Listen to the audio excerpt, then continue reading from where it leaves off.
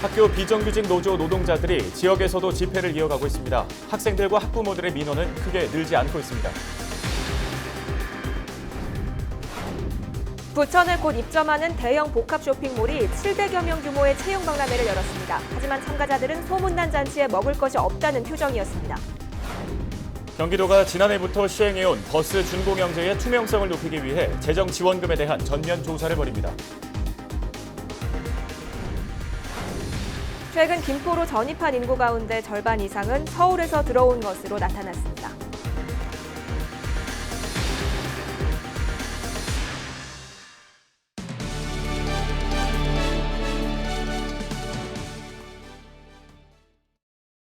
시청자 여러분, 안녕하십니까? 헬로티비 뉴스 시작합니다. 오늘의 첫 소식입니다. 지난 3일 서울 광화문 광장에 모여 총파업을 선언한 학교 비정규직 노조 노동자들이 지역에서 집회를 이어가고 있습니다. 인천에서는 노조원 1,500여 명이 거리로 나와 임금 인상을 비롯해 차별 없는 일자리를 만들어야 한다고 주장했습니다. 보도에 이정아 기자입니다. 일터를 떠난 인천 지역 학교 비정규직 노동자들이 거리로 나왔습니다. 손에는 비정규직 철폐라는 피켓이 들려 있습니다. 한층 더 결의에 찬 모습입니다. 공공부문의 수많은 일자리가 민간립 폐결하는 이름으로 외주화되고 비정규직으로 그 일자리들이 채워졌습니다. 광화문을 가득 메우고 대한민국을 들썩이게 했던 동지들이 지금 이 자리 인천교육청과 시청 앞을 가득 메웠습니다. 학교 비정규직 노조는 기본급 6.24% 인상과 함께 정규직과의 차별 대우 해소를 주장하고 있습니다. 반면 교육당국은 기본급만 1.8% 인상하는 방안을 제시하면서 쉽사리 합의점을 찾지 못하고 있는 겁니다.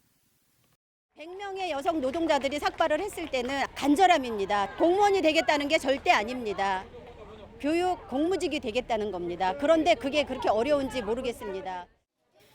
이번 파업으로 인천 지역 학교 480여 곳 가운데 150여 곳의 급식이 중단됐습니다.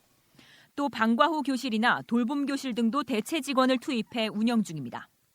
인천시 교육청에서는 일찌감치 파업 대책 비대위를 구성해 교육 공백을 메꾸기 위한 대응을 이어가고 있습니다.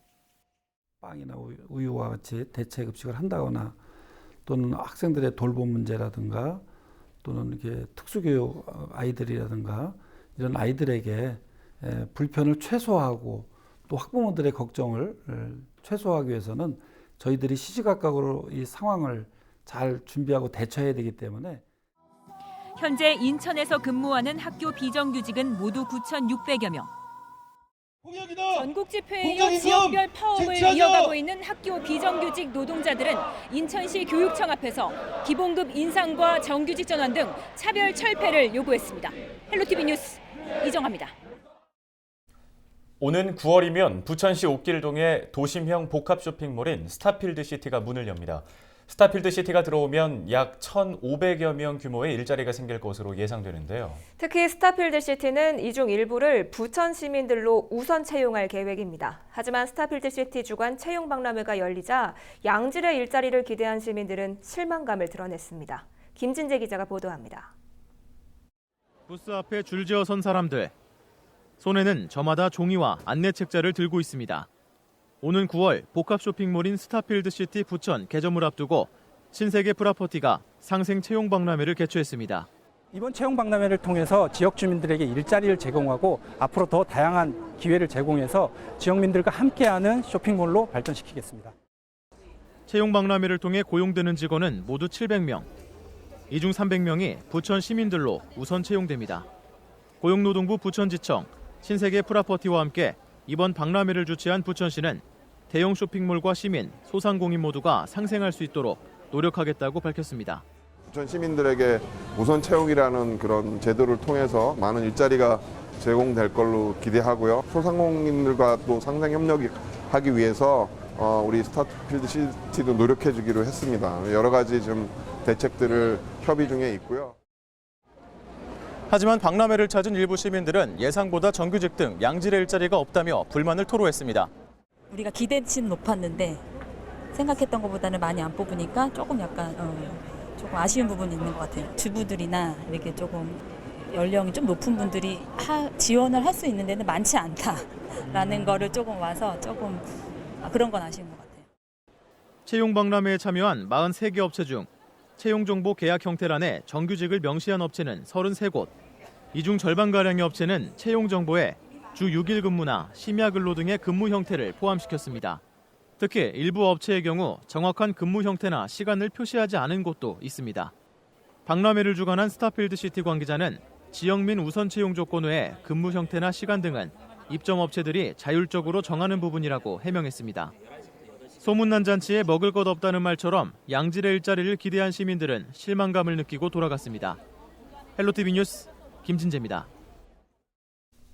경기도가 지난해부터 시행해온 버스 준공영제의 투명성을 높이기 위해 재정지원금에 대한 전면조사를 벌입니다.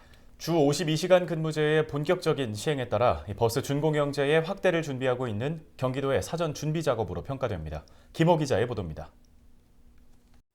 경기도는 지난해 4월부터 경영에 어려움을 겪는 버스 업체를 돕기 위해 준공영제를 시행해 왔습니다.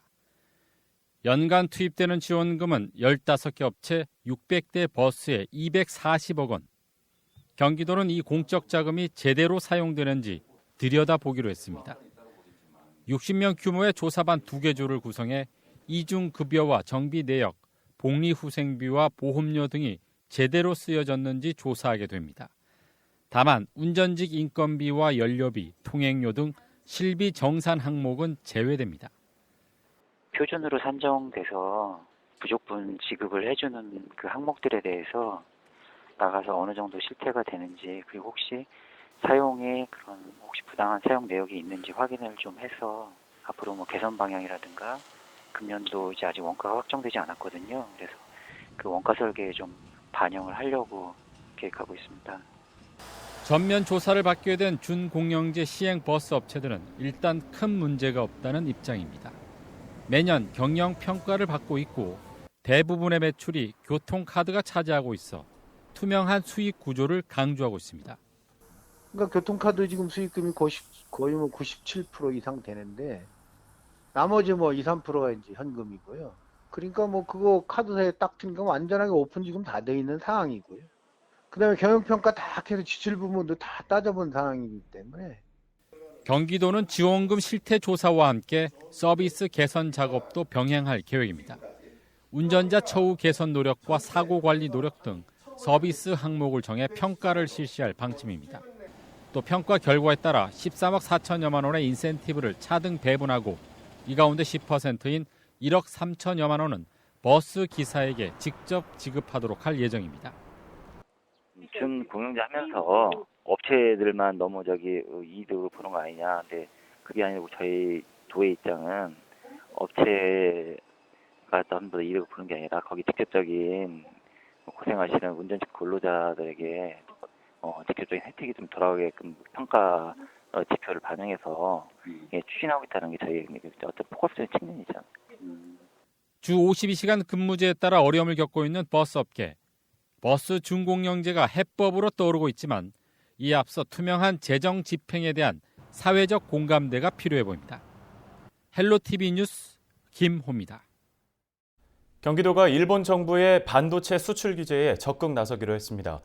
먼저 피해 기업을 돕기 위해 신고센터를 설치하고 일본이 독과점하고 있는 반도체 부품에 대한 전수조사를 실시하기로 했습니다.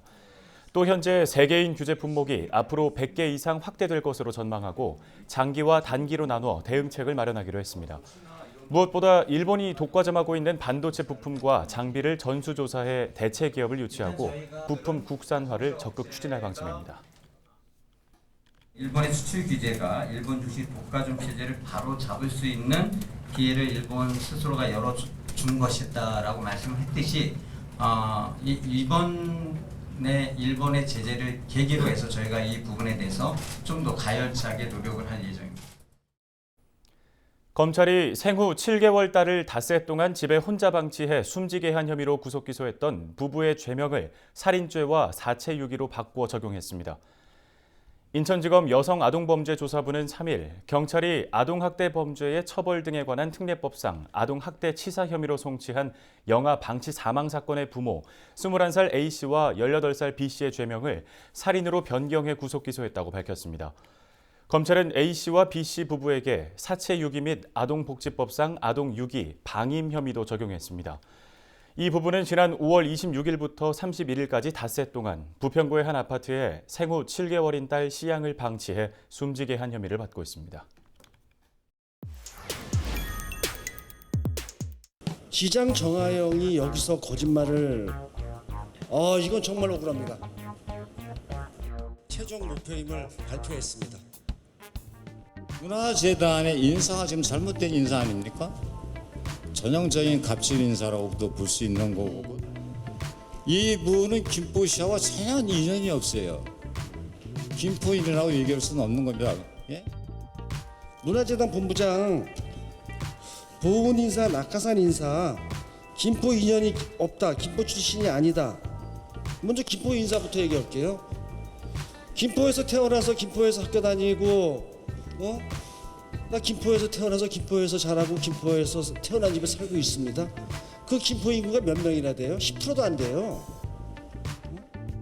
선거운동 하면서 우리 당 의원님들한테 하는 말이 있어요. 내가 김포 출신이라, 내가 김포 어느 고등학교 나왔다, 이 얘기하지 마세요. 이것이 김포의 성장 발전을 가로막는 가장 큰 악입니다. 악. 전문가 집단들이 있어야 할 곳에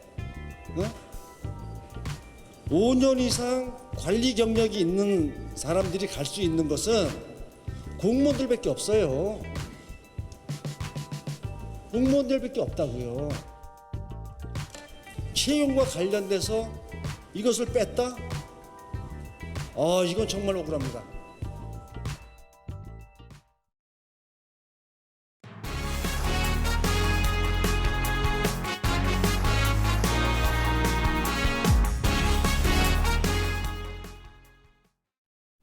(4일) 오후 2시 13분쯤 부천시 중동의 한 아파트 단지에 세워진 SUV 차량에서 불이 났습니다. 불은 발생 10분 만에 출동한 소방대원에 의해 진화됐습니다. 차량 주인은 운행 중 계기판이 켜지는 이상 현상이 있어 이를 확인하던 중 엔진룸에서 연기가 났다고 말했습니다. 소방당국은 전기적 요인으로 불이 난 것으로 보고 정확한 화재 원인을 조사하고 있습니다. 최근 김포로 전입한 인구 가운데 절반 이상은 서울에서 들어온 것으로 나타났습니다. 최근 3년 동안 김포시 인구 통계를 살펴보면 전입 인구에서 전출 인구를 뺀 순유입 인구는 6만여 명으로 전국 226개 시군구 가운데 3위를 차지했습니다. 지역별로는 서울에서 유입된 인구가 54%로 가장 많았고 경기와 인천이 각각 21%, 20%로 뒤를 따랐습니다. 특히 서울 강서구로부터 순유입이 가장 많았고 인천 서구, 경기 부천 등 인근 대도시로부터의 인구 유입이 큰 비중을 차지했습니다.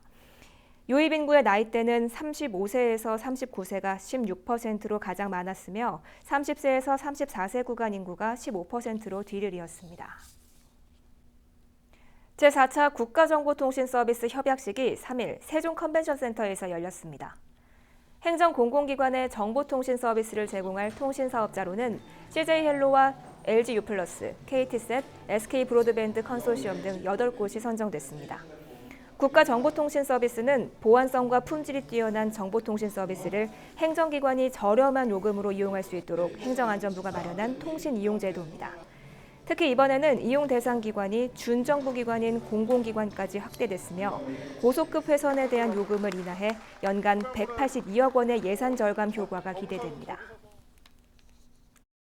큰 기관이나 작은 기관이나 차별 없이 저렴한 비용으로 서비스를 이용할 수 있어 국가 예산 절감에 큰 기여를 하였고, 또한 인터넷 전화 도입, 무선 서비스 도입 등 행정망 구성 환경 변화와 수요에도 적극 대응하여 선진형 인프라 발전에 많은 도움을 주고 있습니다.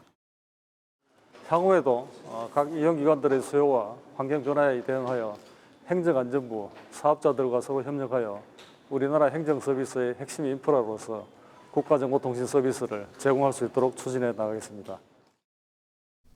다음 소식입니다. 치사율 100%에 달하는 무서운 가축 전염병이죠. 아프리카 돼지열병이 중국과 베트남 등 주변국뿐 아니라 최근엔 북한 자강도에도 번져서 국내 양돈 농가들도 긴장을 늦추지 못하고 있습니다. 농가도 지자체도 여전히 비상입니다. 한선지 기자의 보도입니다. 온몸을 덮는 흰 방화복의 대원들이 돼지 농가를 막아섭니다. 주변엔 석회가루를 뿌리고 출입 차량도 꼼꼼히 소독합니다.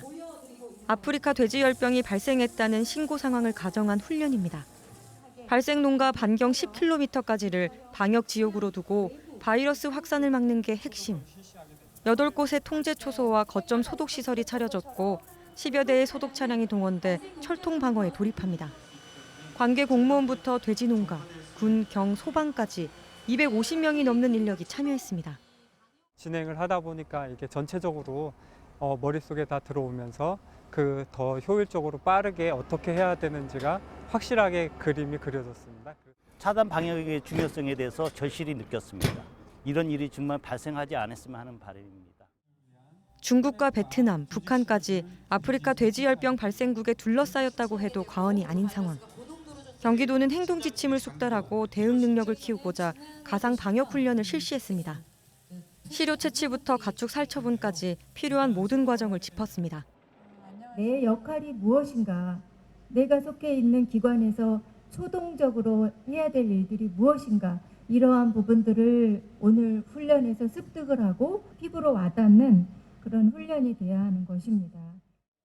도는 훈련 결과를 분석해 방역 체계를 다듬고 외국인 근로자 관리와 불법 축산물 유통 단속 등 아프리카 돼지열병 차단에 더 힘쓸 계획.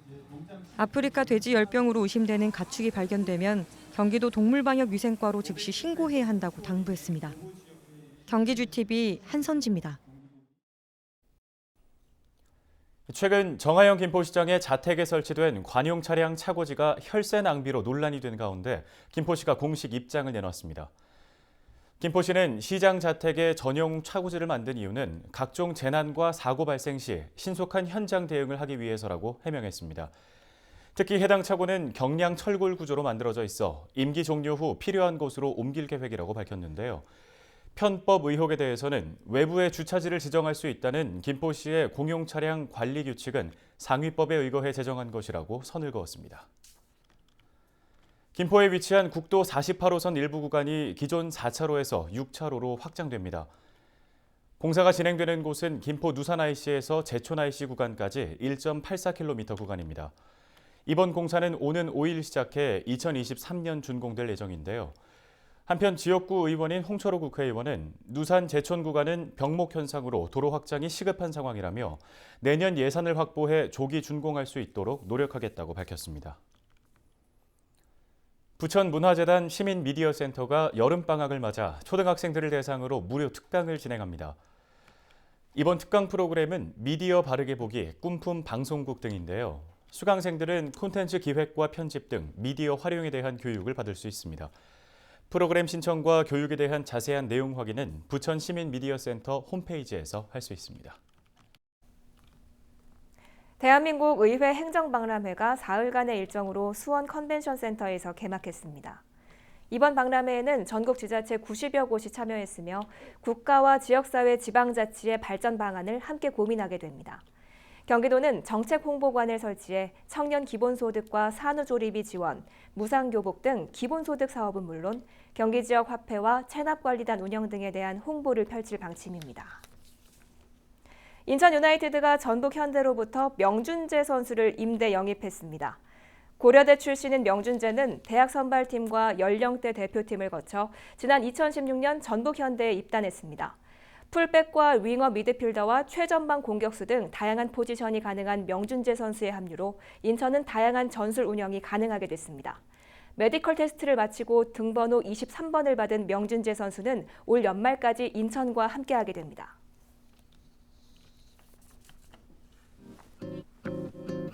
날씨 알아보겠습니다. 수도권과 중부 내륙 등 전국 곳곳에 폭염주의보가 내려지고 있습니다. 금요일 우리 지역도 한낮엔 강한 볕과 함께 무더운 날씨가 예상됩니다. 금요일 최저 기온 22도, 낮 최고 기온 32도까지 오르겠습니다. 주간 날씨 볼까요? 한 주간 20도에서 33도 사이의 기온 분포 보이겠습니다. 다만 낮에는 체감 기온이 더 오를 것으로 보이니까요. 가벼운 옷차림 하시기 바랍니다.